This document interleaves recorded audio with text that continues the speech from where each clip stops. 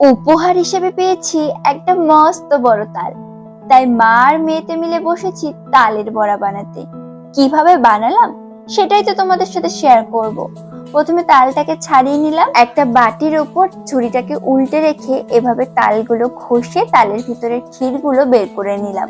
তারপর পরিমাণ মতো ওতে দিলাম ময়দা, চিনি, সুজি দিলাম, ভালো করে সবটাকে মাখিয়ে নিলাম।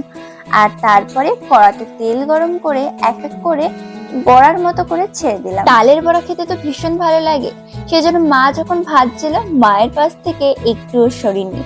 একদম লো ফ্লেমে দিয়ে বড়াগুলোকে ভেজে নিলাম। খুব বেশি কড়া করে ভাজিনি, হালকা ভেজেছি। তারপরে এগুলোকে তুলে নিলাম আর তৈরি হয়ে গেল আজকের আমাদের তালের বড়া। তালের বড়া যত নরম হয় ততই কিন্তু টেস্টি হয় খেতে। আচ্ছা, তোমাদের তালের বড়া খেতে কেমন লাগে সেটা কিন্তু অবশ্যই আমাকে কমেন্ট করে জানিও। আর দেখা হচ্ছে নেক্সট ভিডিওতে। Bye bye bye.